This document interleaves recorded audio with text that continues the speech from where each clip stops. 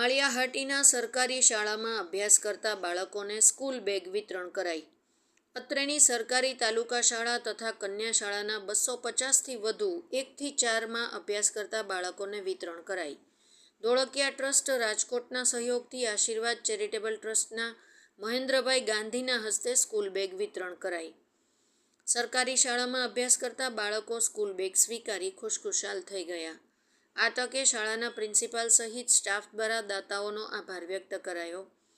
આ તકે આગેવાનો રહ્યા ઉપસ્થિત અને વિતરણ કર્યું. રિપોર્ટર વિનોદ બી રૂજાતલા, માળિયાહાટીના.